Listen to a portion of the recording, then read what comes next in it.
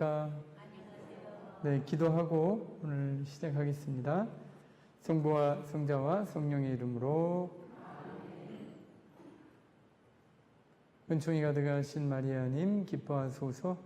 주님께서 함께 계시니 여인 중에 복되시며 태중의 아들 예수님 또한 복되시나이다.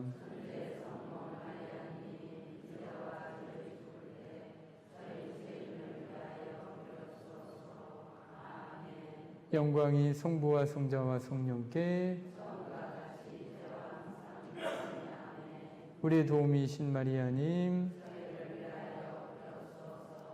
성부와 성자와 성령의 이름으로 아멘.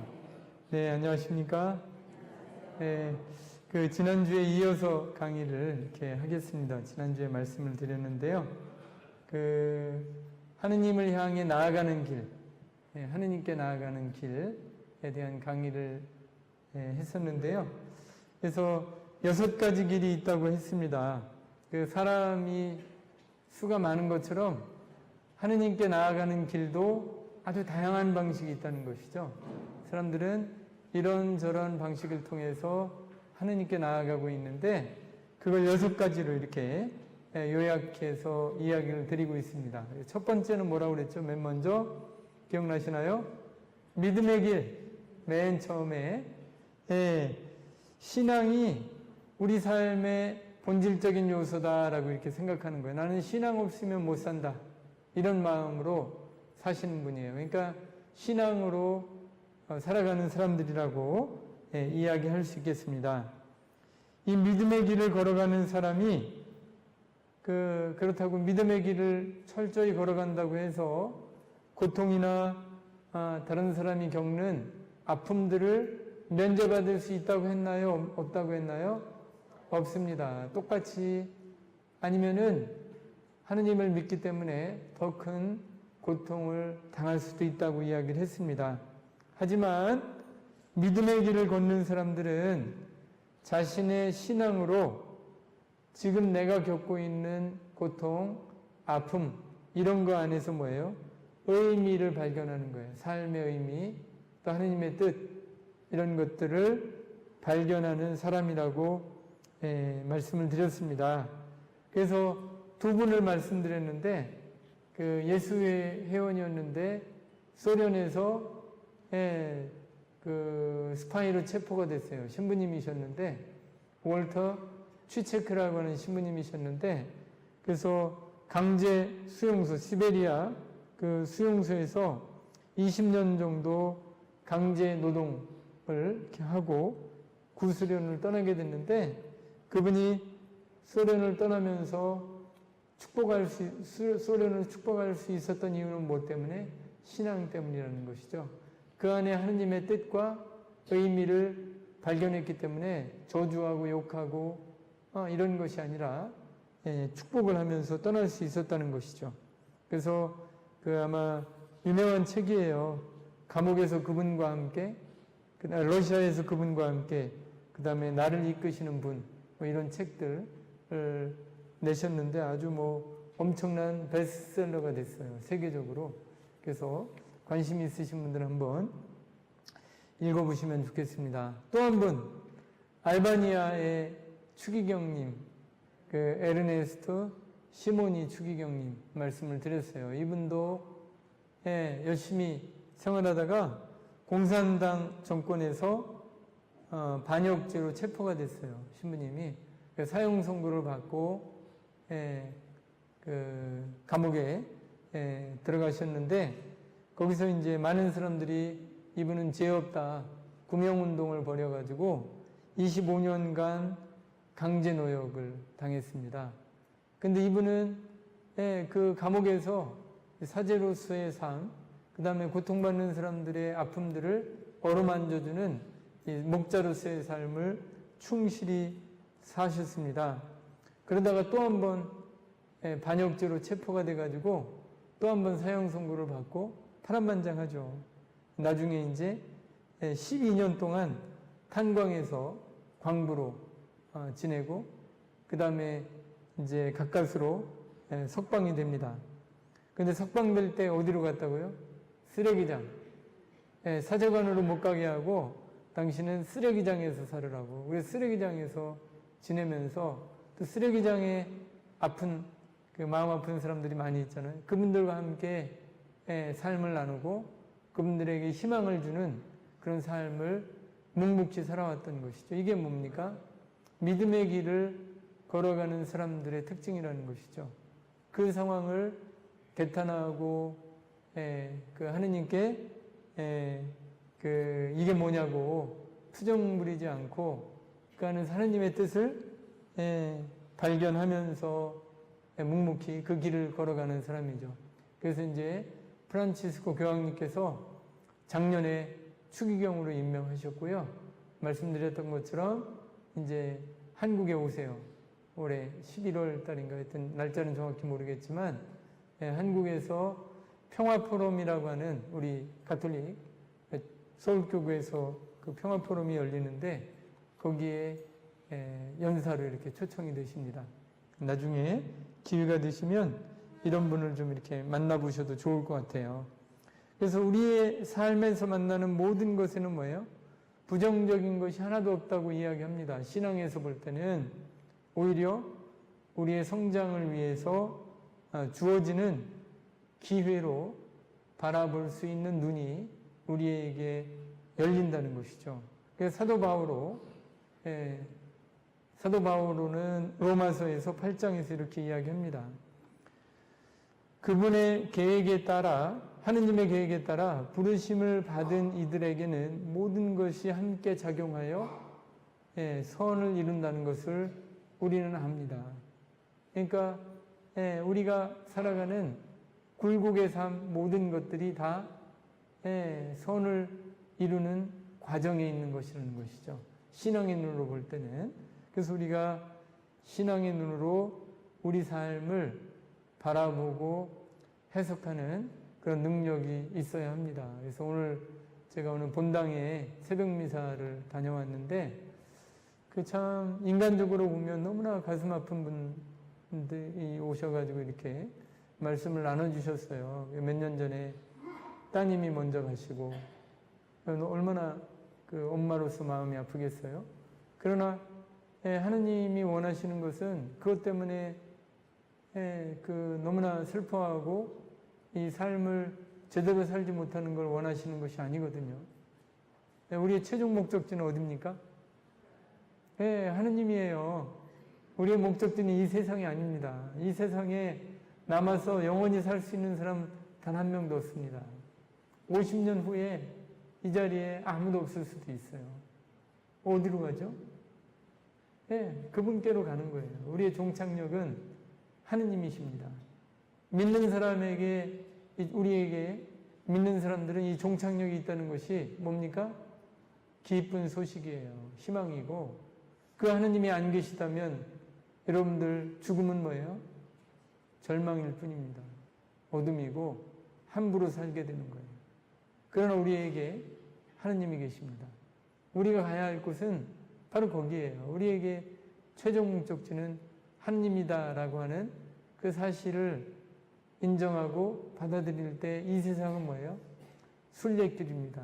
나그네가 되어 순례에서 왔다가 그분께로 가는 길이라고 하는 것을 우리는 잊어서는 안 돼요. 그런데 많은 경우는 뭐죠? 여기서 천년만년 다 살 거라고 생각하는 거예요. 이게 이제 문제라는 것이죠. 그러니까 집착하고 애착하고 놓지 못하는 것이죠.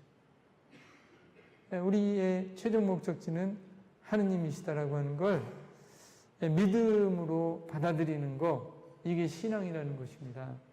그러니까 어떤 이야기가 나오죠? 자, 하느님께서 우리에게 고통도 허락하시고 아픔도 허락하시고 그게 다 뭐예요? 좋은 일을 위해서 허락하시는데 그 모든 것을 선으로 이끄시는 하느님께서 우리에게 어떻게 죽음을 주시는 것, 그것까지도 신뢰할 수 있다는 겁니다. 죽음이 마냥 고통과 절망이 아니라는 것이죠. 모든 것을 선으로 베푸시는 분께서 죽음을 마련하신 것은 뭐예요? 우리에게 더 나은 세상, 하느님과 함께하는 그 세상을 마련하셨다는 것을 우리는 기억해야 될 것 같아요. 이건 뭐예요? 믿음의 길을 걸어가는 사람들에게는 희망입니다. 이 희망이 없이는 우리는 이 믿음의 길을 걸어가지 못한다는 것이죠. 믿음의 길을 걸어가는 사람들을 보면 어떻게? 나도 그렇게 살아야지 라고 하는 마음이 싹트기 시작합니다. 그런데 지금 당장 우리는 성인처럼 살 수 없죠. 그래서 조급해하거나 실망할 필요가 하나도 없다는 것입니다. 하느님은 지금 있는 그대로의 나로부터 시작하는 거예요. 지금의 나를 가장 사랑하시고 여기로부터 당신께로 향하는 여정을 시작하도록 우리를 부르고 계시다, 기다리고 계시다는 사실을 기억하시면 우리가 실망한 이유가 하나도 없다는 겁니다. 우리는 바로 그분을 만나면서 이 지상 여정이 완성될 것이라는 것을 기억해야 할 것입니다. 그 두 번째는 어떤 길이라고 그랬죠? 믿음의 길이 있고 독립의 길. 독립의 길을 걸어가는 사람이 있어요. 이건 뭐냐면은 나 혼자 갈 수 있다는 거예요. 그러니까 우리는 뭐예요? 교회 공동체 안에서 살고 있잖아요. 그래서 교회 조직을 멀리하는 것입니다. 교회 조직. 나는 교회는 필요 없어. 나 혼자 잘 믿으면 돼. 라고 생각하는 것이죠. 이게 독립의 길이에요. 그러면서 나는 하느님을 믿는다라고 이야기할 수 있다는 것이죠. 이분들의 생각은 일리가 있어요. 왜냐하면 너무 권위적이고 예수님의 정신을 교회가 잘 살아내지 못하는 부분이 있다는 비판을 합니다. 날선 비판을 던지는 것이죠. 맞죠. 왜냐하면 교회도 뭐예요? 죄인들의 공동체입니다. 완전한 사람이 한 사람도 없는 죄인들의 공동체이기 때문에 교회도 뭐예요? 불완전하고 불편함도 많고 죄스러움도 많은 곳, 이게 교회라는 것이죠. 그래서 이런 사람들은 뭐예요? 예수님 오케이, 교회는 아니다. 예수님은 좋지만 교회는 좋아할 수 없다라고 이렇게 이야기한다는 거예요. 그래서 교회 안에 교회의 지체로서의 삶을 살기보다는 뭐예요? 독립의 길을 걸어가기를 원한다는 것입니다. 그래서 이제 두 번째가 독립의 길이라는 것이죠. 이런 사람들은 사실 건전한 독립성을 지니고 있다고 할 수 있겠습니다. 왜냐하면 이런 사람들이 뭐예요? 나는 늘 이야기합니다. 성당 다니세요? 그럼 다닌다고 이야기해요. 지금 미사 나가지 않지만 저는 천주교 신자입니다라고 이야기를 하는데요. 이런 사람들은 뭐예요? 어떤 상황이 되면 언제든지 교회 공동체로 들어올 준비가 되어 있는 사람들이라는 것이죠. 이런 사람들을 환영하고 받아들이는 것, 이게 아마 우리의 임무라고 이렇게 생각합니다. 그리고 이 사람들은 공동체 안에, 교회 공동체 안에서 무엇이 옳고 무엇이 그런지 솔직하게 말할 수 있는 사람들이라는 거죠. 그래서 이 교회 공동체는 이 사람들의 말을 귀담아 들을 필요가 있다는 거예요. 싫은 소리도 어떻게? 쓴소리도 귀담아 들을 줄 아는, 그래서 지금 바꿀 수 있는 것은 바꾸고 함께 대화하면서 나아가야 된다는 것입니다. 그러니까 이런 일은 쉽지 않죠. 하지만 이런 걸 통해서 교회 공동체가 건전하게 성장할 수 있다고 이야기를 하는 것입니다. 두 번째 길이 불신의 길이에요. 두 번째 길이 독립의 길이고, 이제 세 번째 길을 이야기합니다. 이 세 번째 길은 불신의 길을 걸어가는 사람들이 있다는 겁니다. 불신의 길, 뭐예요? 하느님을 배척하는 사람들이 있다는 것입니다. 그래서 종교에는 아무런 매력을 느끼지 못합니다. 종교에는 매력을 느끼지 못하는 사람들이죠. 이 불신의 길을 걷는 사람은 하느님은 존재하지 않다고 이야기하거나 신은 존재할 수 없다는 결론에 이른 사람들입니다. 무신론자들이죠. 이런 사람들이 또 우리 주변에는 열에 4명 정도 아니면 3명 정도는 이런 부류의 사람들이 있다는 것입니다. 불신의 길을 걷는 사람들은 종교가 당연하게 여기는 그런 주장들을 당연하게 여기지 않는다는 것입니다. 받아들이지 않는다는 것이죠. 그러면서 이 사람들은 아주 특별한 능력이 있어요. 뭐냐면은 위선적인 행동이나 말 또는 마음으로부터 우러나오지 않는 말 이런 것들을 알아채는데 아주 특별한 능력이 있다는 것입니다. 탐지기 같은 탐지기 가까이 가면 삐리 울리잖아요. 이 탐지기 같은 능력이 있어가지고 저게 거짓말이다 아니면 저게 위선이다라고 하는 걸 너무나 잘 밝혀낸다는 것이죠. 이런 사람들에게 뭐예요? 고통은 하느님의 신비의 일부다라고 이야기 교인을 하거든요. 왜냐하면 우리가 고통을 설명할 수 없습니다. 왜 하느님께서 나에게 이런 고통을 주셨는가를 설명할 수 있는 사람은 아무도 없습니다. 그래서 어떻게 해요? 침묵으로 동반하고 기도하는 겁니다. 신비를 어떻게 설명할 수 있겠어요? 신비 설명할 수 있는 사람 있나요?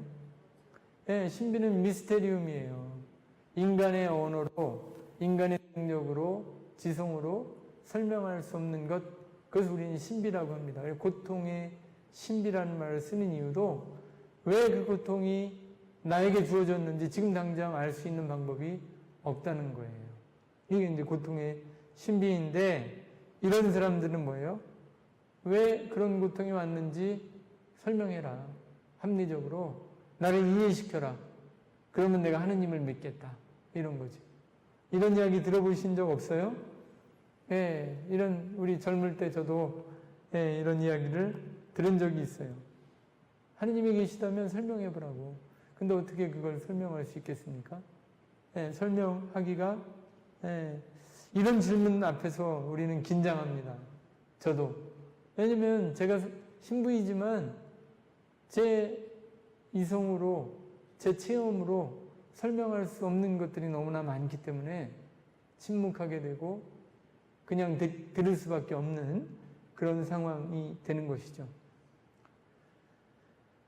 이 신비 앞에서 우리는 한없이 부족하다는 것을 느끼게 됩니다. 이 신비에 우리 자신을 내어 맡길 수밖에 없는 그런 상황이 펼쳐지게 된다는 것이죠. 그런데 이 불신의 삶을 사는 사람들은 우리 일상 안에서 일어나는 사건이 하느님의 활동을 드러내는 표지다라고 하는 그 가능성을 아예 배제한다는 거예요. 그래서 이런 이야기가 나오는 것입니다. 한 무신론자가 있었어요. 홍수가 났습니다. 홍수. 지금 미국에 큰 홍수가 났죠. 그런 홍수가 나가지고 물이 막 차오르기 시작합니다. 그러다 이 무신론자가 하느님이 계시는지 확인할 수 있는 결정적인 기회가 왔다라고 이렇게 생각합니다. 만일 신이 존재한다면 내가 신에게 도움을 청했을 때 나를 구해줄 것이다. 생각을 합니다.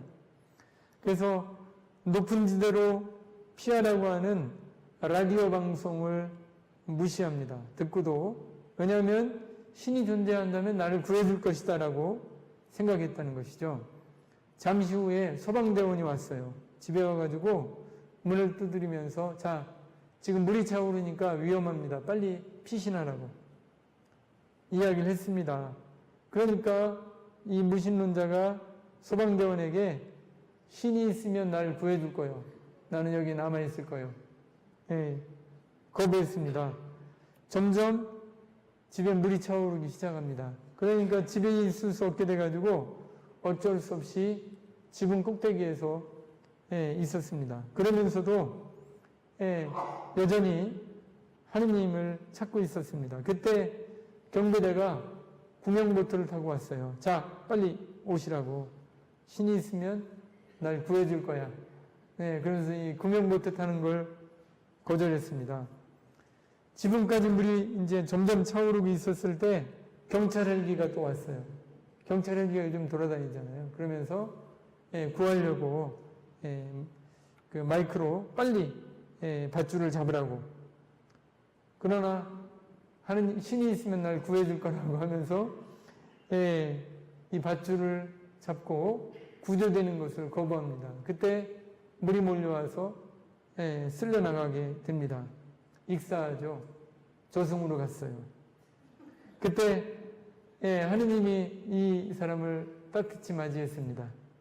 그러자마자 하느님을 보자마자 불같이 화를 냈어요. 하느님께 내가 그렇게 기도했는데 왜 저를 구해주지 않았습니까? 그러자 뭐예요? 하느님께서 말씀하셨습니다. 대체 무슨 소리를 하는 거냐?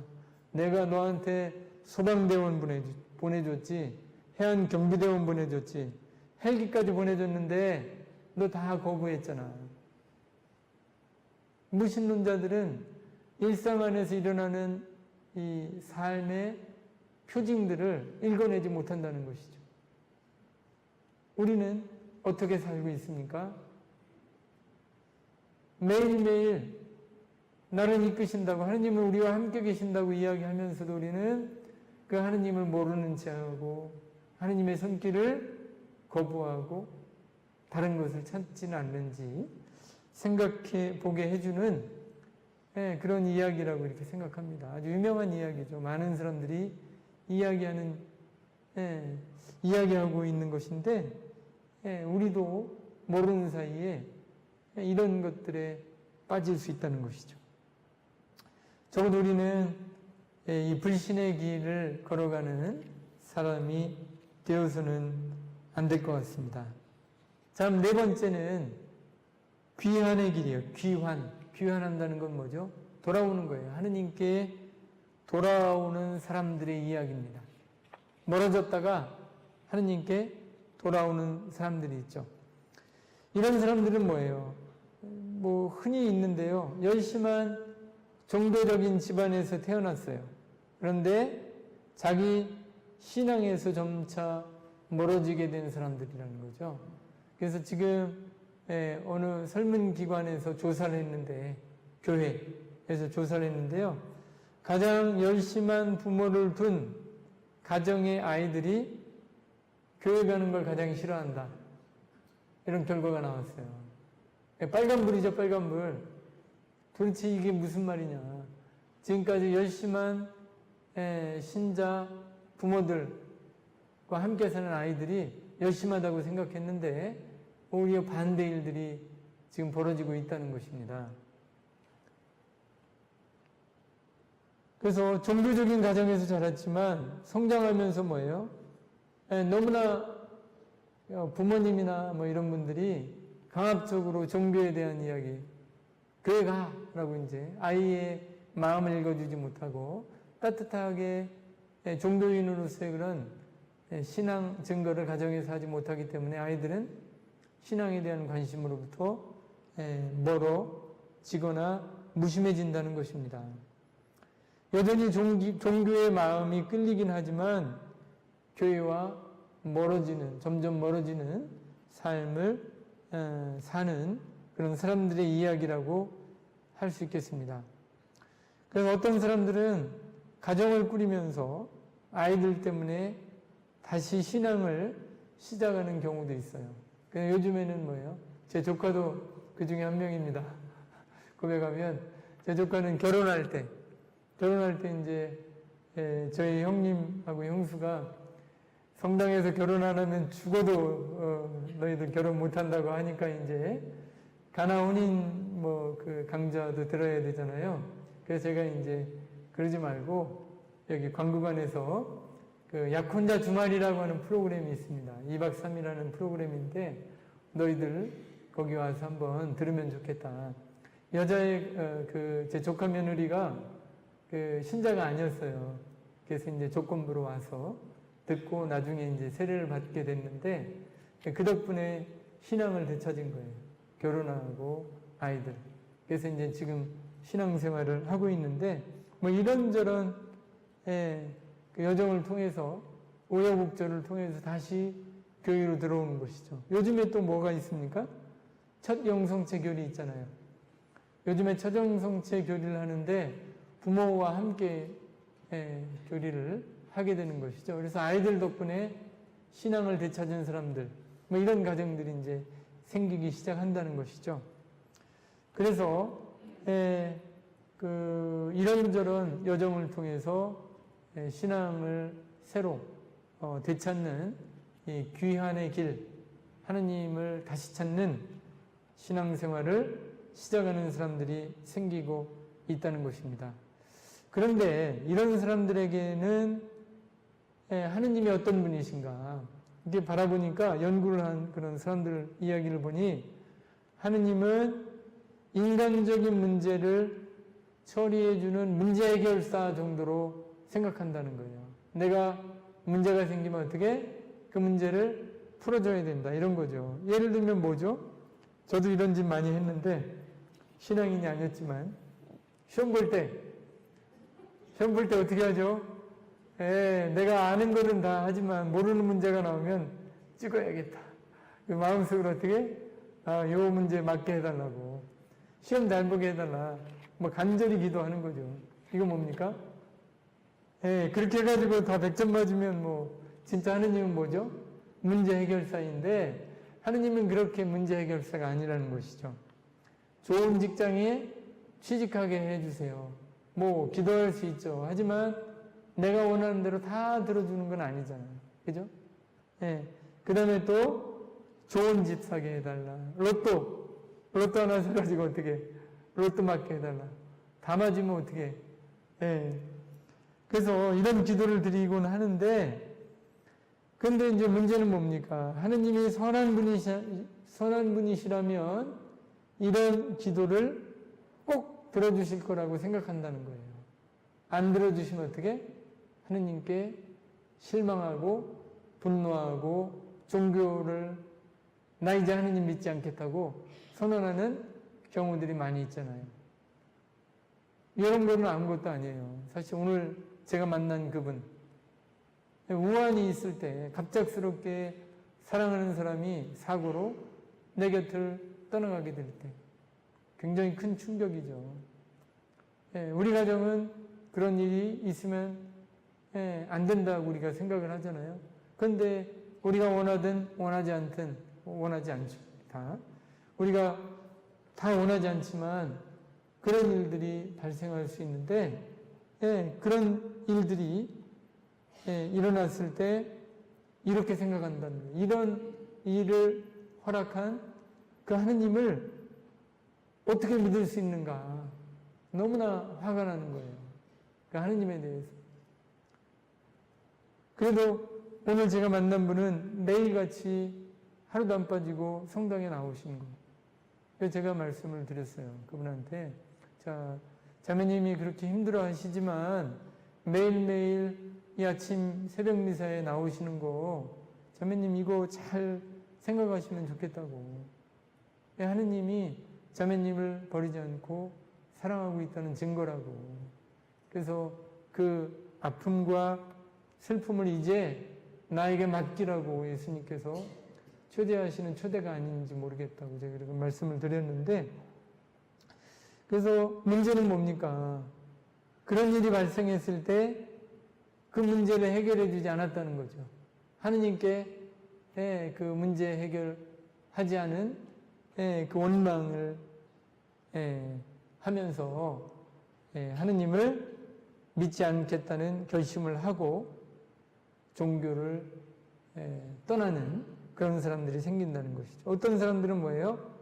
하느님은 안 계시다라고 이야기하는 무신론자처럼 이야기하기도 한다는 것이죠. 이런 아픔을 당한 사람들은 뭐라고 말해요? 자, 하느님이 계시면 나한테 설명해봐. 내가 이렇게 고통스러운데 어디 계시냐고 외칠 수 있습니다. 그래서 이런 질문을 들을 때 아까도 말씀드렸지만 대답할 수가 없어요. 그 어떻게 정답을 이야기할 수가 없습니다. 그러나 중요한 것은 하느님은 위대한 문제 해결사가 아니라는 것이죠. 우리의 문제 해결사로서의 하느님 이외에도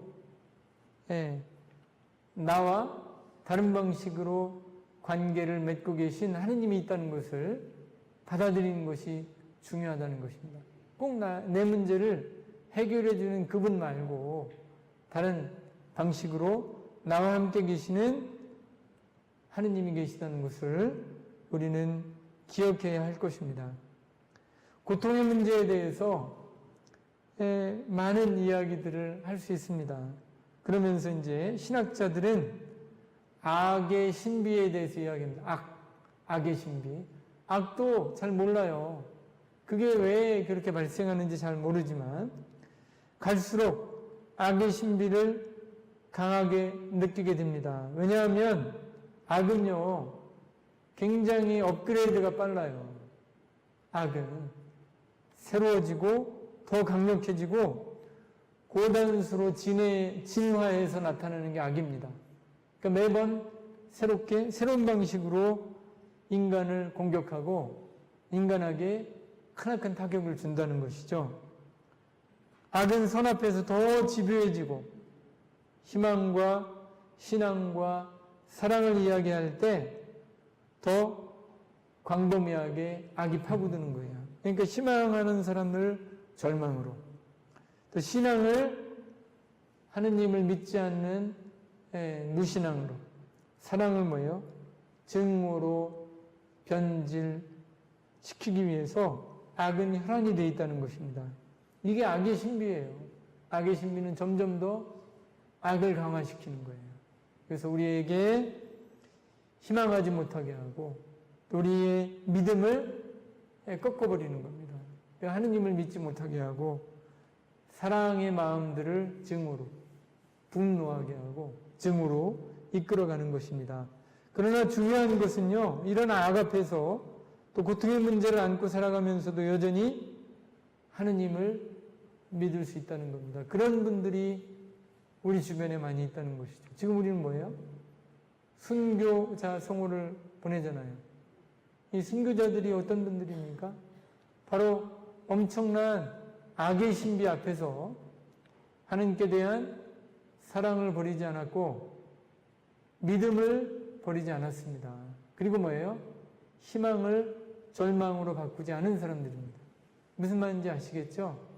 이 악의 신비에 자기의 온 존재로 악의 신비를 저항하면서 어떻게 하느님의 사랑 안에 자기의 모든 것을 던질 수 있는가를 우리에게 보여주신 분, 이분들이 바로 순교자들이라고 이야기할 수 있겠습니다.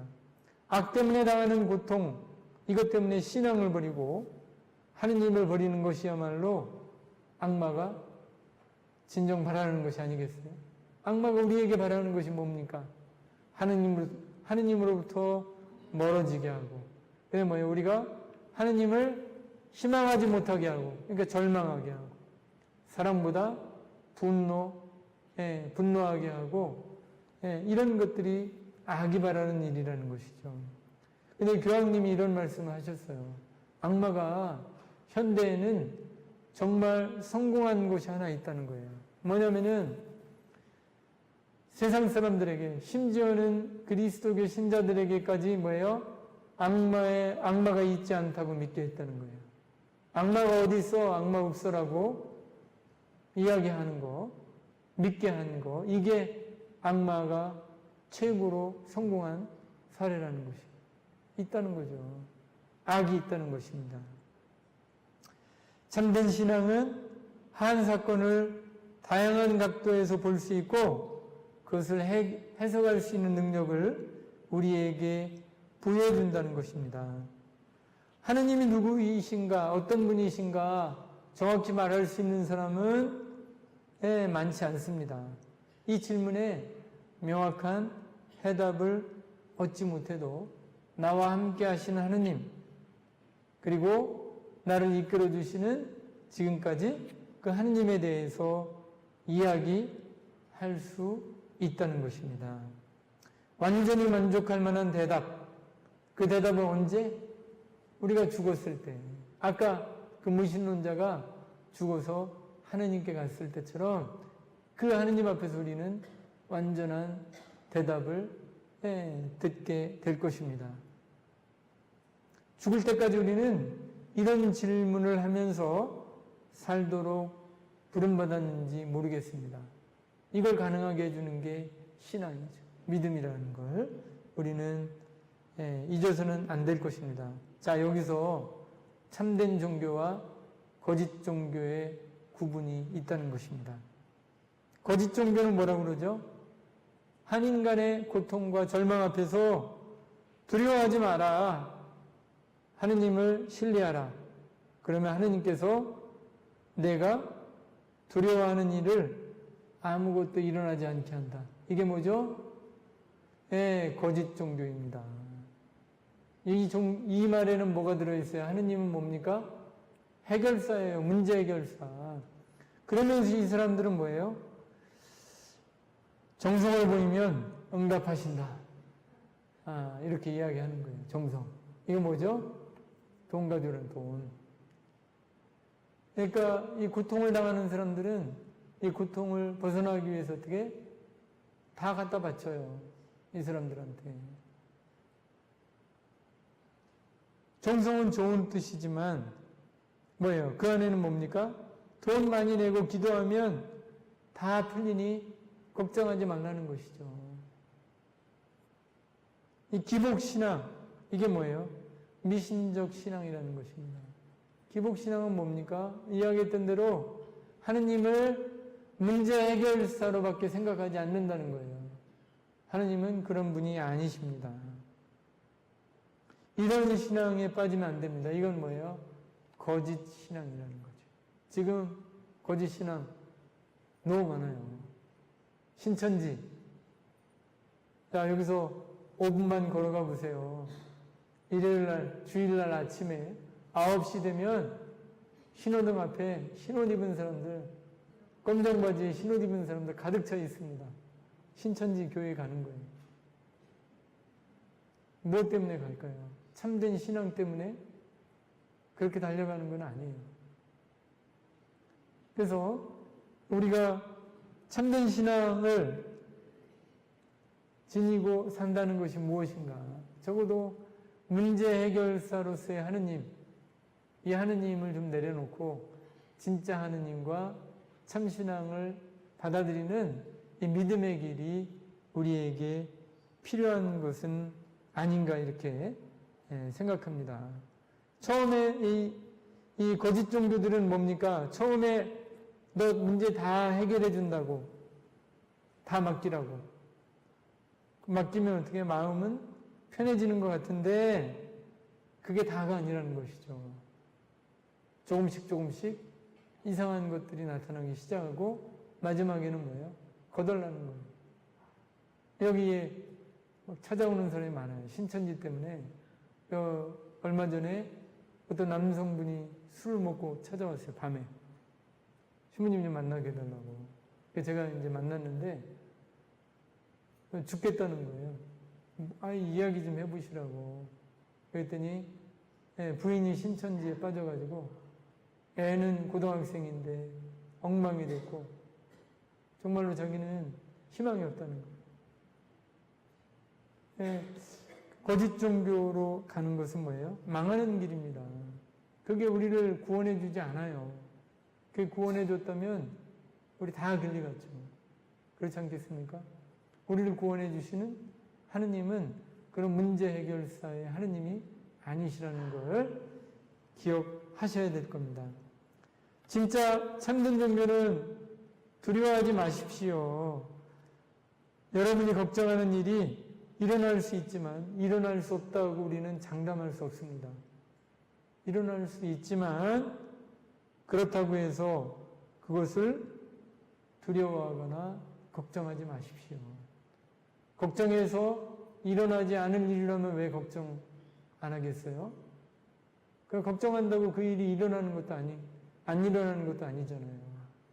그래서 우리의 마음가짐을 새롭게 한다는 것입니다. 거짓 종교는 걱정 말라고, 안 일어난다고 호언장담하면서 우리가 가지고 있는 모든 것들을 빼내는 것이죠. 점도 마찬가지예요. 점. 그렇죠? 점집에 돈 싸들고 가는 거. 이것도 뭡니까? 해결사의 신을 찾는 거예요. 네, 우리 천주교 신자들 많이 가시죠? 네, 여기 안 계시겠지만 많이 가십니다. 천주교 신자들도. 네, 그게 뭡니까? 올바른 신앙관이 아니라는 거죠.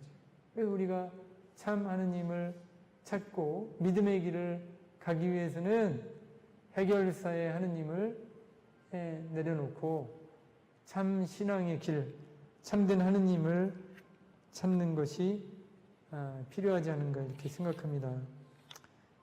다음 두 가지 길이 있는데 이 두 가지 길은 나중에 또 말씀드리겠습니다. 영광이 성부와 성자와 성령께 우리의 도움이신 마리아님 성부와 성자와 성령의 이름으로 아멘. 감사합니다.